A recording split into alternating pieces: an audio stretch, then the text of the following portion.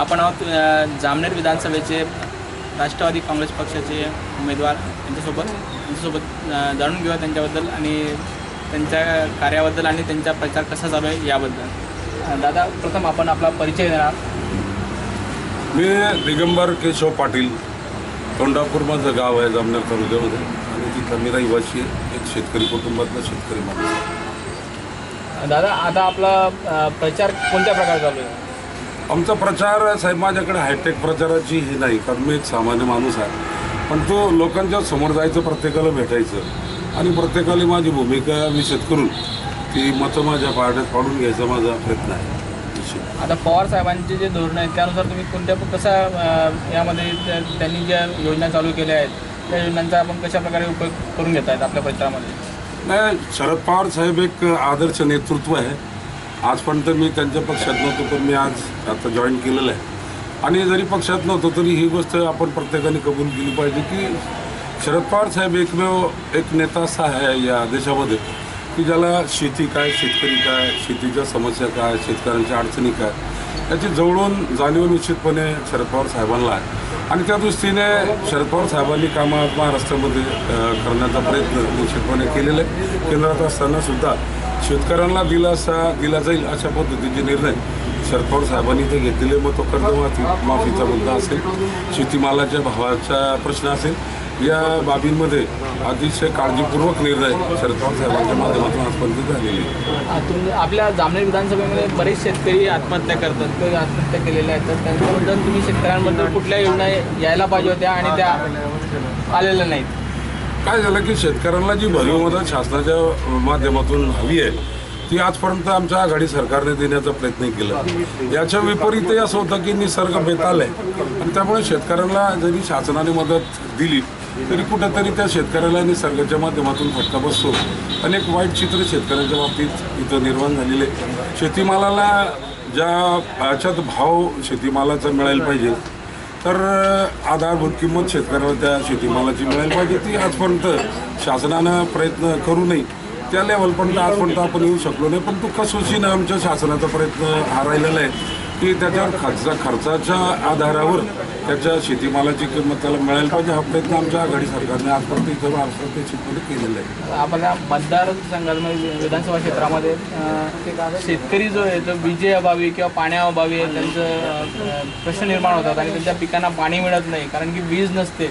इथे एवढं मोठं धरण असल्यानंतरही शेतकऱ्यांना पाणी मिळत नाही, याबद्दल आपण काय सांगणार? याबद्दल आमच्या सरकारने आजपर्यंत या विजेच्या प्रोडक्शनच्या बाबतीत अनेक निर्णय इथं घेण्याचा प्रयत्न केला।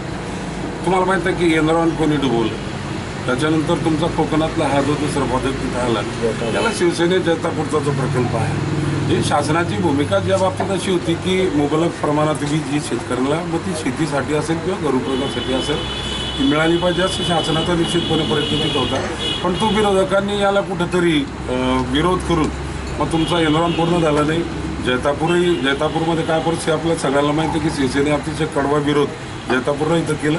एरवी हे दोन्ही प्रोजेक्ट आज महाराष्ट्रामध्ये जर कार्यान्वित झाले असते तर आज लोड शेडिंगचा प्रश्न ज्या महाराष्ट्रात निर्माण झाला नसता, हे आपल्या सगळ्यांना माहिती आहे। नाही, हा झाला महाराष्ट्राचा प्रश्न, पण आपल्या विधानसभा क्षेत्राबद्दल बोलायचं म्हटलं तर वाघूरसारखा मोठा एवढा डॅम आपल्या भागात आहे आणि तिथे पाणीसुद्धा आहे, पण ते पाणी शेतकऱ्यांना वापरण्यासाठी वापरता येत नाही आहे किंवा बरेच गावांमध्ये पाणी 2-2, 3-3 दिवसानंतर येतं आहे, तर याबद्दल आपण काय सांगणार? तर याच्यासाठी बघा साहेब, 20 वर्ष झाले या तालुक्याचं नेतृत्व आमचे आमदार गिरीश महाजन या तालुक्याचं नेतृत्व करतात आणि या संदर्भातल्या लोकांच्या अडचणी आमदार साहेबांनी आजपर्यंत इथं समजून घेतलेलं नाही, तर त्यांच्यासाठी काही करायचा प्रयत्न या आमदार साहेबांच्या माध्यमातून इथं झाला नाही।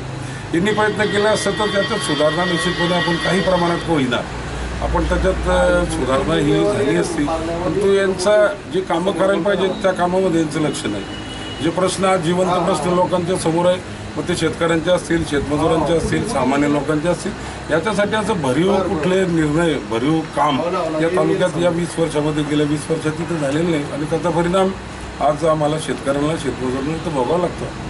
दादा, इथे आता तुम्ही उमेदवारी करतायत, तर कुठल्या मुद्द्यांवरती आपण राष्ट्रवादीकडनं उमेदवारी करतायत आणि कुठल्या प्रश्नांना तुम्ही म्हणजे कुठल्या प्रोजेक्ट तुमच्या कल्पनेत आहेत की ते प्रोजेक्ट आपल्या जामनेर विधानसभा क्षेत्रामध्ये यायला पाहिजे, जेणेकरून तरुणांचे जे रोजगारीचा प्रश्न असेल, बेरोजगारीचा प्रश्न असेल, महिलांचा प्रश्न असतील, ते सुरक्षिततेच्या बाबतीत, तर कुठले प्रकल्प किंवा कुठल्या कल्पना घेऊन तुम्ही उमेदवारी करताय?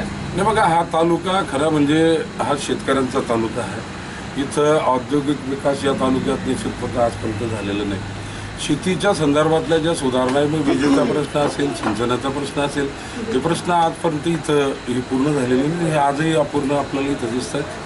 पाणी असून शेतकऱ्यांना पाणी शेतीला उचलता येत नाही, ही वस्तुस्थिती आहे. पण तो यासाठी भरीव काम करायचा प्रयत्न आमचा इथं राहील. मग तो विजेच्या संदर्भातला असेल किंवा इतर शेतीच्या सुधारणा ज्या असतील, कारण आज आपण बघतोय की ग्रामीण भागामध्ये शेतीच्या रस्त्यांची अतिशय दुरवस्था आपल्याला इथं दिसते.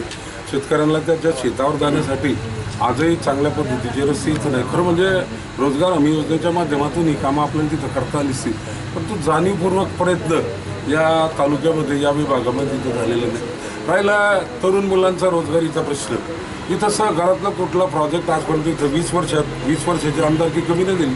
20 वर्षात एखादी प्रोजेक्ट इथं घरातलं इथं सुरू करता आला असता, पण तो आमदार साहेबांनी त्याकडे दुर्लक्ष केलेलं आहे. आणि आजही अनेक तरुण अशी आपल्याला दिसतील की जी जिल्हा म्हणजे 2 पैसे कमवायचं साधन या तालुक्यात इथं राहिली.